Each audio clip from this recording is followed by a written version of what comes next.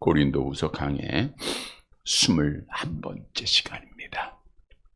지난 시간에는 은혜를 헛되이 받지 말라.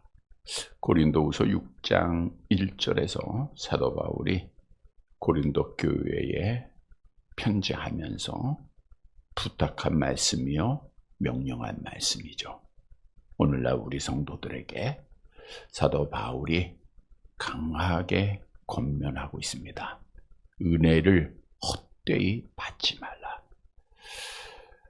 은혜를 헛되이 받지 않고 은혜를 지키기 위해서는 날마다 하나님과 화목해야 된다. 항상 기뻐하고 감사해라. 용서하고 사랑하라. 라고 하는 말씀의 교훈을 주었습니다. 우리가 오늘도 은혜를 달라고 찬송도 하고 기도도 합니다.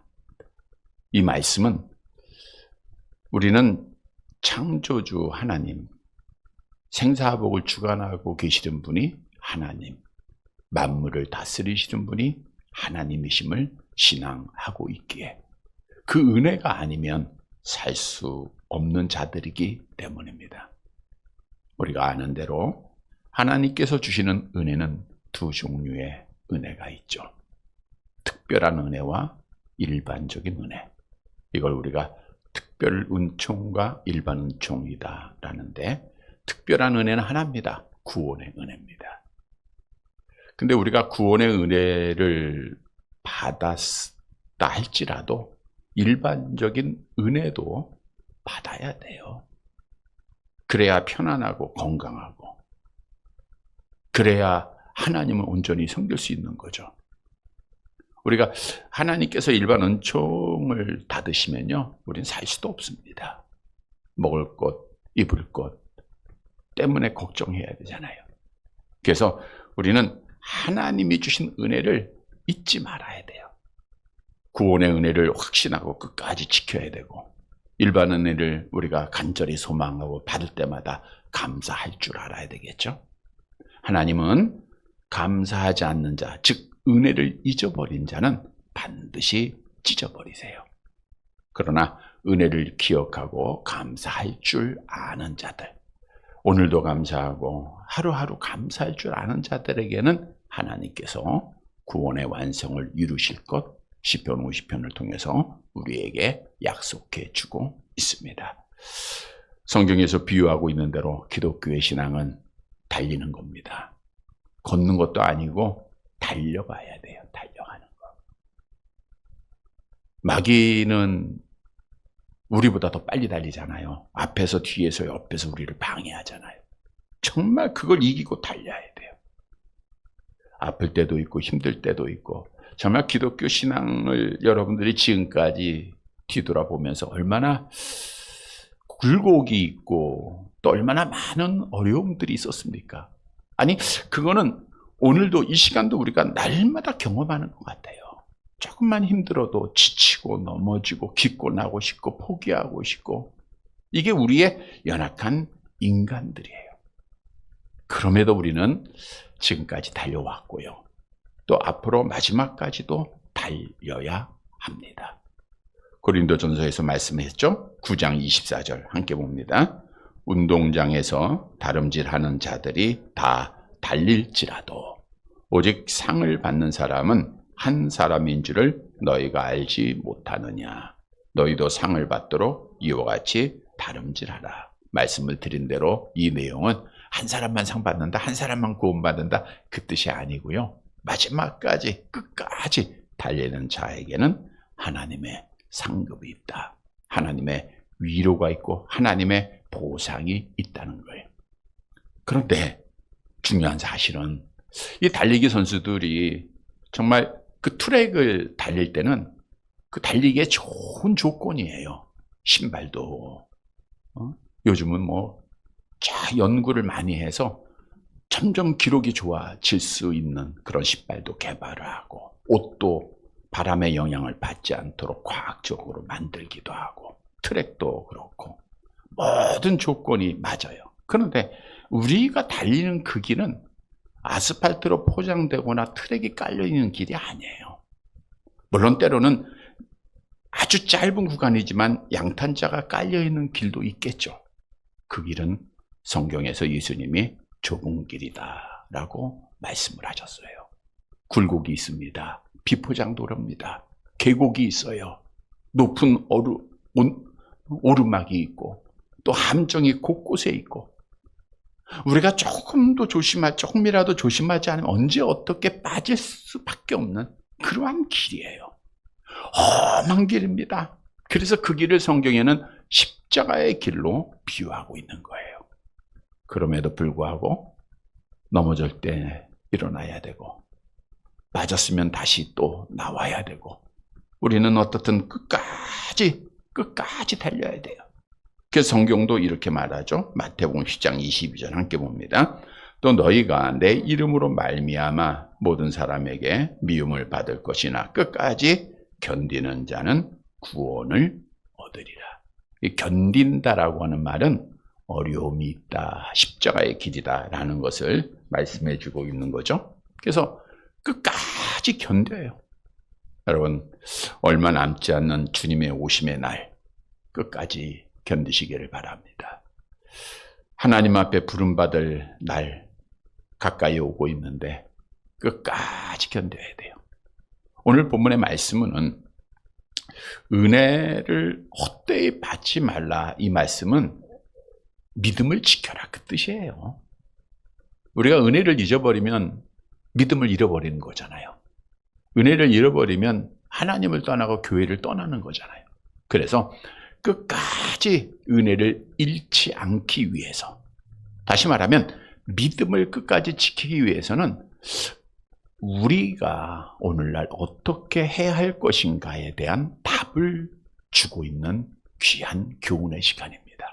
따라서 오늘 말씀을 통해서 은혜를 끝까지 지키고 하나님 앞에 견뎌서 마지막 날 복받는 사랑하는 성도들이 되시기를 간절히 바랍니다. 첫째로 은혜를 끝까지 지키기 위해서는 믿지 않는 자와 멍에를 매지 말아야 합니다. 본문 14절 말씀이죠. 함께 봅니다. 너희는 믿지 않는 자와 멍에를 함께 매지 말라. 의와 불법이 어찌 함께하며 빛과 어둠이 어찌 사귀며. 자, 믿지 않는 자와 멍에를 함께 매지 말라. 그래서 함께 매지 말라라고 하는 원문의 의미는 신명기 22장 9절에 있는 의미인데 한번 같이 볼까요? 내 포도원에 두 종자를 섞어 뿌리지 말라. 그리하면 내가 뿌린 씨의 열매와 포도원의 소산을 다 빼앗길까 하노라. 우리가 두 종자를 섞어서 뿌려버리면 아무런 열매가 없어요. 마찬가지로 믿지 않는 자와 함께 걸어갈 때는 결국에는 열매를 맺지 못하게 된다 그 뜻이에요. 그래서 믿지 않는 자는 말 그대로 불신자들입니다. 하나님을 알지 못하고 하나님을 경외하지 못하고 교회 밖에 있는 자들이겠죠. 뿐만 아니라 사도 바울이 믿지 않는 자라고 표현하고 있는 것은 더 하나 포함이 되는데 거짓된 사도들입니다. 고린도 교회에 사도 바울이 떠난 후에 들어와서 성도들을 미혹하는 자들 있죠. 넘어뜨리는 자들, 이거 믿지 않는 자들이에요. 오늘날도 하나님의 교회에 있다고 해서 다 믿는 건 아닙니다. 가라지들 있잖아요. 믿지 않는 자들이 있어요. 악한 영에 사로잡혀서 교회를 파괴하고 싸움을 일으키고 결국 분쟁한 결과 나누게 만들고, 이러한 자들은 믿지 않는 자들입니다.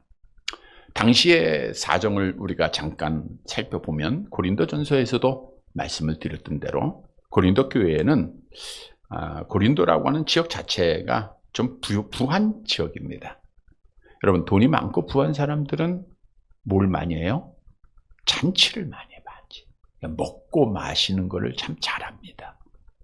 사실 없었을 때는 먹고 사는 것 때문에 그러한 여유를 가질 수가 없는데, 부를 누린 자들은 그런 것들을 세속적인 어떤 쾌락을 위한 일들을 많이 하잖아요.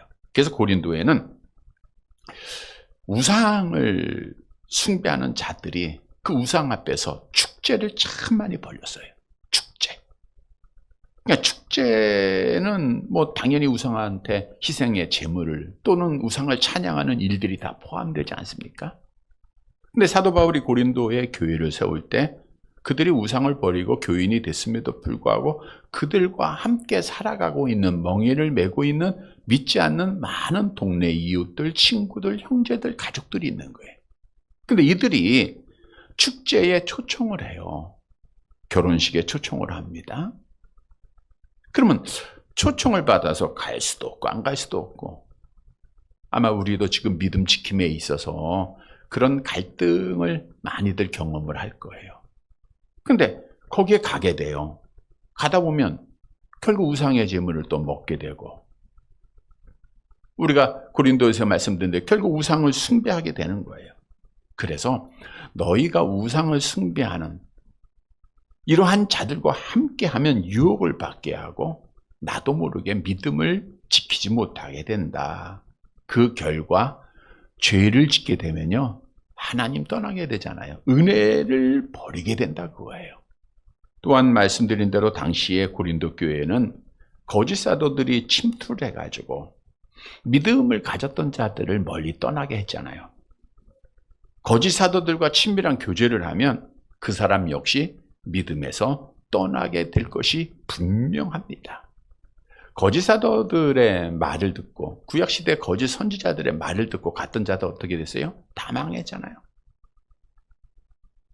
그래서 은혜를 헛되이 받지 말라. 이 말은 은혜를 지켜라, 믿음을 지켜라. 그러하기 위해서 오늘 답을 먼저 주는데, 너희는 누구와? 믿지 않는 자와 뭘 매지 말아요? 멍에를 매지 말라. 함께 가지 말라는 거예요. 멍에라는 거 이렇게 짐승들이 밭을 갈 때 같이 매는 거 있잖아요. 그 같이 가면 안 된다. 왜냐? 의와 불법이 어찌 함께하며 빛과 어둠이 어찌 사귀며. 어찌라고 하는 말은 같이 할 수 없다는 것을 강조한 말씀이죠. 그리스도인들이 정체성을 잃어가면서 믿지 않는 자들과 교제하는 경우가 많습니다. 교회를 다녀요. 하나님 앞에 예배 드려요. 근데 주위 사람들 앞에 내가 권사인지 내가 집사인지 알리질 않습니다. 알리기를 두려운 건지 숨김죠. 그러면 결국은 그리스도인의 정체성을 상실하고 그들과 함께 만나다 보니까 그들을 따라갈 수밖에 없어요. 못 지키는 거예요. 의와 불법이 함께 할 수 없다는데, 의는 하나님이 사랑하는 거고 불법은 미워하는 거죠. 히브리서 1장 9절 함께 봅니다. 주께서 의를 사랑하시고 불법을 미워하시며. 이러한 자들과 함께가 안 되는 거예요. 함께하며라는 것은 같이 소유한다, 공범한다, 동무된다, 친구된다, 뭐 이런 의미입니다. 그냥 단순히 알고 지내는 관계가 아니라 감정상 긴밀한 유대 관계를 느끼면서 이익을 공유한다, 쾌락을 공유한다, 이런 뜻을 가지고 있어요. 빛과 어둠이 어찌 사귀며, 사귈 수 없다는 거죠. 우리 예수님은 빛으로 이 땅에 오셨어요. 요한복음 8장 12절 함께 봅니다. 예수님께서 또 말씀하여 이르시되 나는 세상의 빛이니 나를 따르는 자가 어둠에 다니지 아니하고 생명의 빛을 얻으리라. 그러니까 빛으로 오셨다는 건 이 세상은 어둠이라고 했잖아요. 근데 세상 사람들은 뭘 사랑해요? 어둠을 사랑하니까 예수님을 거부할 수밖에 없죠. 같이 사귈 수가 없는 거예요. 빛과 어둠은 공존이 안 됩니다. 지금도 우리가 전등에 불을 끄면 어두워지는 거고요. 불이 밝혀지면 어둠은 물러가는 겁니다. 근데 주님께서 우리를 향해 뭐라 그랬어요? 너희는 세상에 뭐라? 빛이라. 그러니까 우리가 어둠과 함께 사귈 수가 없는 거예요. 또 15절, 본문 15절 볼게요. 암송하는 거죠. 그리스도와 벨리알이 어찌 조화되며 믿는 자와 믿지 않는 자가 어찌 상관하며. 이 벨리알이라고 하는 원문의 의미는 무가치하다, 악하다, 쓸모없는 사람이다, 이런 뜻이거든요. 우리가 구약에 오면 그 기브와 거민들, 베냐민 지파 사람들한테 불량자다라는 단어가 있었죠. 그 단어예요. 불량. 정말 쓸모없고 무가치한 단어. 근데 이것이 신약에 와서는 사단을 의미할 때 정말 사단이야말로 무가치하고 쓸모없잖아요. 사단을 의미하는 동의어로 사용이 됐어요. 그래서 그리스도와 벨리알, 그리스도와 사단은 조화가 되지 않아요. 이 조화된다고 하는 뜻은 교향곡, 심포니를 말하고 있어요. 우리가 오케스트라가 지휘자에 맞춰서 연주를 할 때 얼마나 그 악기가 수십 가지가 되지만 얼마나 조화를 이룹니까? 멋진 음악이 나오죠. 조화가 잘 되면. 그런데 그리스도와 사단은, 악한 영은 그렇게 멋진 음악을 만들어낼 수가 없는 거예요. 조화가 절대 안 됩니다. 따라서 그리스도와 사단에 속한 믿는 자와 믿지 않는 자가 함께 조화를 이룰 수가 없다는 거예요. 상관할 수 없다, 함께 몫을 나누다, 이런 뜻이에요. 그러니까 믿는 자와 믿지 않는 자가 어찌 상관한다는 것은 몫을 나누는 거예요. 다시 말하면 믿는 자가 가져야 할 몫이 있어요. 그 몫이 뭐냐? 골로새서 1장 2절 함께 봅니다. 우리로 하여금 빛 가운데서 성도의 기업의 부분을 얻기에 합당하게 하신 아버지께 감사하게 하시기를 원하노라. 그러니까 성도, 하나님 앞에 빛이 된 성도들의 기업은 뭐예요? 하나님의 나라입니다. 그러니까 믿지 않는 자와 하나님의 나라를 땅은 나눌 수 있겠죠. 차도 같이 나눌 수 있겠고, 이 땅의 것 나눌 수 있지만 성도가 가지고 있는 하나님의 나라를 몫을 나눌 수는 없는 거예요.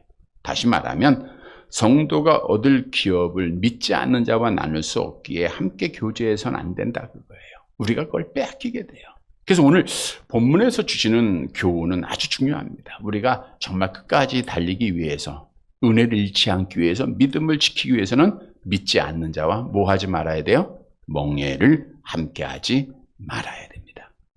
이게 믿지 않는 자와 아예 만나지 마라, 교제하지 마라, 이거하고는 조금 다른 의미임을 우리가 알아야 돼요. 어떤 의미냐면은, 먼저 사도 바울의 모습을 보면 사도 바울이 믿지 않는 자들과 함께 했습니까? 안 했습니까? 함께 했죠. 율법이 없는 자에게는 율법 없는 자같이 했다 그랬잖아요. 또 율법이 있는 자에게는 율법 있는 자처럼 했잖아요. 우리 고린도전서 9장 19절 20절 말씀 볼까요? 함께 봅니다. 내가 모든 사람에게서 자유로우나 스스로 모든 사람에게 종이 된 것은 더 많은 사람을 얻고자 함이라.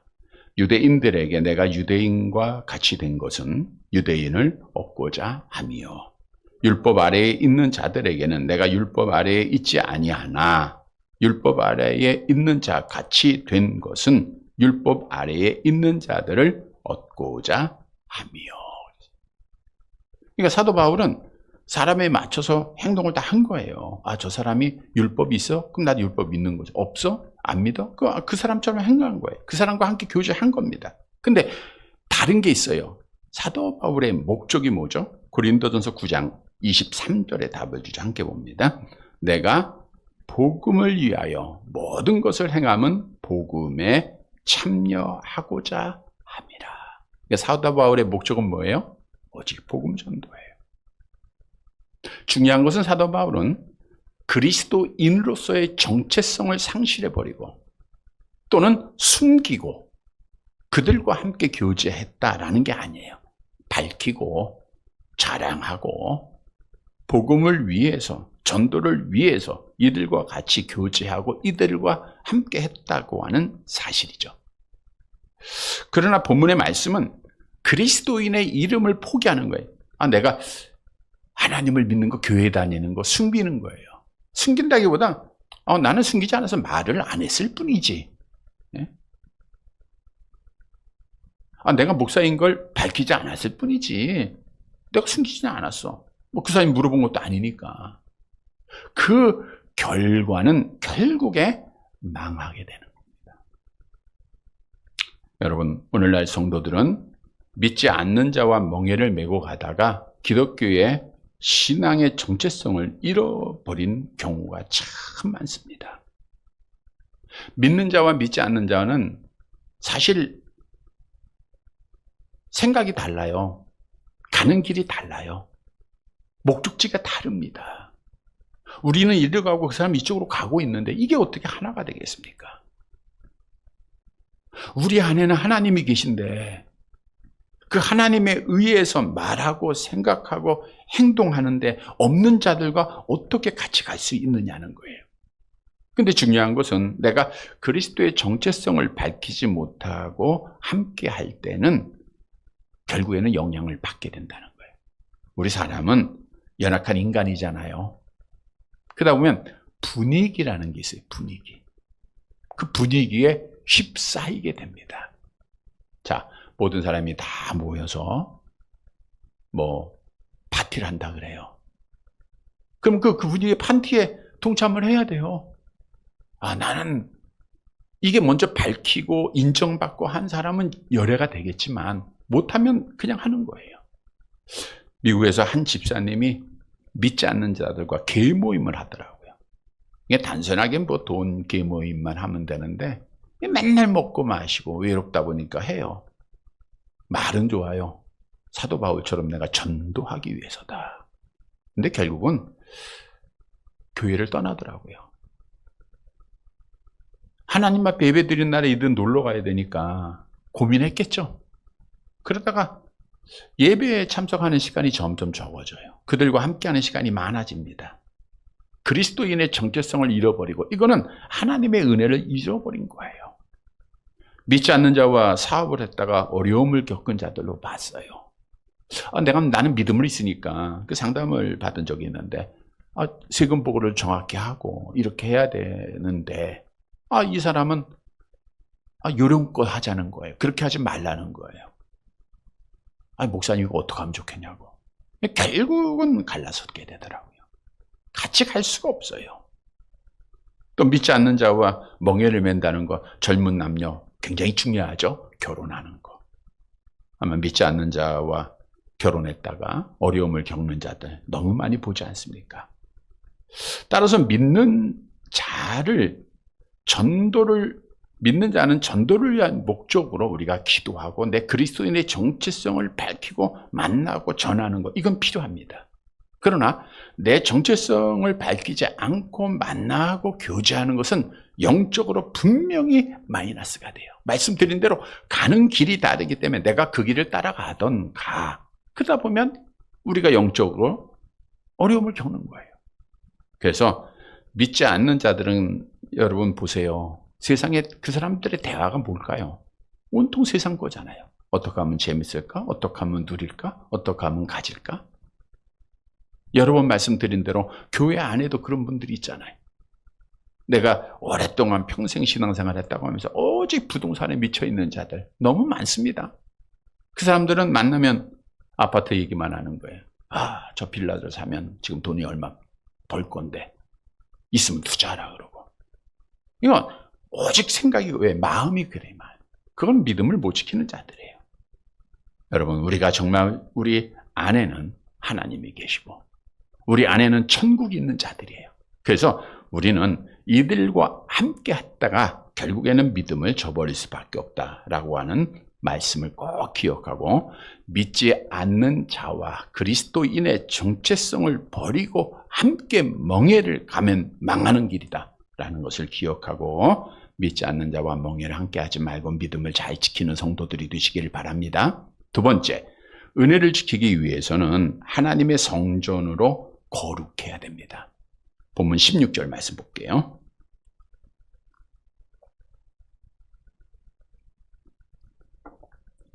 같이 봅니다. 하나님의 성전과 우상이 어찌 일치가 되리요? 우리는 살아계신 하나님의 성전이라. 이와 같이 하나님께서 이르시되 내가 그들 가운데에 거하며 두루 행하여 나는 그들의 하나님이 되고 그들은 나의 백성이 되리라. 일치가 되리요. 이거는 일치가 결코 될 수가 없다 그거예요. 왜? 성전은 누가 계신 거예요? 하나님이 계신 거. 우상은 누가 있어요? 우상이 있고. 그러니까 이거는 하나가 될 수가 없는 거예요. 근데 요시야 왕이 이제 개혁을 하면서 성전을 청결하게 할 때 이런 일들이 있었죠. 열왕기하 23장 4절 함께 봅니다. 왕이 대제사장 hilkiya와 모든 부제사장들과 문을 지키는 자들에게 명령하여 바알과 아세라와 하늘의 이를 성신을 위하여 만든 모든 그릇들을 여호와의 성전에서 내다가야 됐어요. 그러니까 여호와의 성전에 뭐가 있었던 거예요? 바알, 아세라, 이를 성신을 위하여 만든 그릇들, 그러니까 우상들이 다 있었던 거예요. 하나님이 얼마나 분노하셨겠습니까? 왜? 우리는 오늘 본문에 보니까 살아계신 누구의 성전이에요? 하나님의 성전이다. 하나님의 성전. 여러분, 하나님의 성전이라는 것은 하나님의 주인이라고 해요. 그래서 하나님의 성전으로 거룩함을 지켜가야, 깨끗함을 지켜가야 은혜를 지키게 된다, 그 뜻이에요. 우리 성경도 하나님의 자녀가 된 자들에게 하나님의 성전이다 비유한 말씀들이 참 많죠. 우리 고린도전서 3장 16절 함께 봅니다. 너희는 너희가 하나님의 성전인 것과 하나님의 성령이 너희 안에 계시는 것을 알지 못하느냐. 그래서 우리는 뭐예요? 하나님의 성전이다. 근데 성전이 더러워지면 어떻게 돼요? 예수님이 더러운 성전 어떻게 했어요? 책망하셨죠? 채찍질하셨죠? 고린도전서 3장 17절 계속 봅니다. 누구든지 하나님의 성전을 더럽히면 하나님이 그 사람을 멸하시리라. 하나님의 성전은 거룩하니 너희도 그러하니라. 다시 말하면 하나님의 성전임을 알고 청결함을 유지해야 돼. 세상과 구별된 거룩함을 유지해야 은혜를 잊어버리지 않고 믿음을 지키는 자가 되는 거예요. 그러면 어떻게 우리가 깨끗하고 성결함을 유지할 수 있을까? 성령으로 충만해야죠. 성령의 지배를 받아야 되는 거예요. 갈라디아서 5장 17절 계속 봅니다. 육체의 소욕은 성령을 거스리고 성령은 육체를 거스리나니 이 둘이 서로 대적함으로 너희가 원하는 것을 하지 못하게 하려 함이니라. 우리가 성령으로 충만할 때, 성령의 지배를 받을 때는 죄를 안 져요. 깨끗함을 유지하는 거예요. 그러면 믿음을 지키고 은혜를 지키는 겁니다. 이런 성도들이 되시기를 바랍니다. 세 번째, 은혜를 지키기 위해서는 세상 것을 사랑하지 말아야 돼요. 본문 17절과 18절 함께 봅니다. 그러므로 너희는 그들 중에서 나와서 따로 있고 부정한 것을 만지지 말라. 내가 너희를 영접하여 너희에게 아버지가 되고 너희는 내게 자녀가 되리라. 전능하신 주의 말씀이니라 하셨느니라. 이사야 선지자의 말씀을 인용한 건데요. 이사야서 52장 11절입니다. 함께 봅니다. 너희는 떠날지어다 거기서 나오고 부정한 것을 만지지. 요거는 이제 바벨론을 떠날 때에 너희가 부정한 것 그러니까 세속해 된 것, 세상 것 이거 다 버리고 오라 그 뜻이거든요. 왜? 하나님의 자녀이기 때문에. 하나님의 자녀이기 때문에. 그래서 오늘 너희에게는 아버지가 되고 너희는 내 자녀가 되리라. 이것도 사무엘하 7장 14절의 말씀을 인용한 거예요. 하나님의 자녀이기 때문에 하나님의 은혜로 된 거 아닙니까? 그러니까 우리는 세상 것을 우리가 함께 하면 안 돼요. 세상 것 사랑하면 믿음을 못 지키는 거예요. 그래서 오늘 본문에서 주시는 교훈은 은혜를 지키기 위해서, 믿음을 지키기 위해서는 세상 것은 부정한 겁니다. 악한 영이 지배하는 거예요. 그러니까 사랑하면 믿음을 못 지킨다. 사랑하지 말라 그 뜻이에요. 자, 하나님이 우리를 히브리서 1장 5절이나 갈라디아서 4장 4절에 보니까 아들의 명분을 줬어요. 하나님의 자녀가 됐어요. 근데 세상 거 사랑하지 말아야죠. 요한일서 2장 15절 함께 봅니다. 이 세상이나 세상에 있는 것들을 사랑하지 말라. 누구든지 세상을 사랑하면 아버지의 사랑이 그 안에 있지 아니한다. 그러니까 아버지의 사랑이 그 안에 있지 않다는 것은 빛과 어둠이 공존할 수 없듯이, 믿는 자와 믿지 않는 자가 함께 할 수 없듯이 하나님과 세상이 함께 할 수 없는 거예요. 그래서 예수님께서도 마태복음 6장 24절에 두 주인을 섬길 수 없다. 하나님과 재물을 겸하여 사랑할 수 없다. 왜냐? 세상의 것들은 뭐예요? 육신의 정욕과 안목의 정욕과 이생의 자랑으로 도는 거예요. 이생의 자랑. 그리고 보세요. 내려가 볼게요. 요한일서 2장 17절 갑자기 봅니다. 이 세상도 그 정욕도 지나가되 오직 하나님의 뜻을 행하는 자는 영원히 구원한다. 세상을 사랑하는 자는 멸망을 받지만 믿음을 지키는 자는, 은혜를 지키는 자는 영원히 구한다. 하나님 앞에 복을 받는다는 것. 그러하기 위해서는 하나님의 나라를 바라봐야 돼요.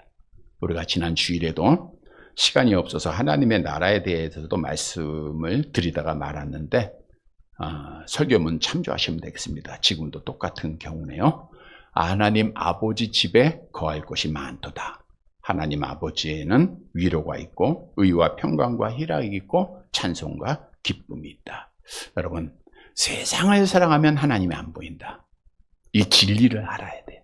그래서 우리는 세상 것 바라보지 말고 부정한 것 우리가 사랑하지 말고 은혜를 잘 지키는 성도들이 되시기를 간절히 바랍니다. 말씀을 정리해 드립니다. 기독교의 신앙생활은 끝까지 해라. 해야만 합니다. 아파도요, 힘들어도 가야 돼요. 우리가 끝까지 가기 위해서는 하나님의 은혜를 잊지 말아야 돼요. 오늘 본문의 말씀은 우리가 은혜를 지키기 위해서, 믿음을 지키기 위해서는 어떻게 해야 되는가? 간단해요. 믿지 않는 자와 뭐 하지 말아요? 멍에를 매지 말라. 하나님의 성전임을 알고 깨끗함을 유지해라. 거룩한 생활하라. 그리고 세상을 사랑하지 말라. 그러면 믿음 지킵니다. 사랑하는 성도 여러분, 하나님의 은혜를 끝까지 지켜서 하나님 앞에 복을 받는 사랑하는 자들이 되시기를 주님의 이름으로 간절히 바랍니다.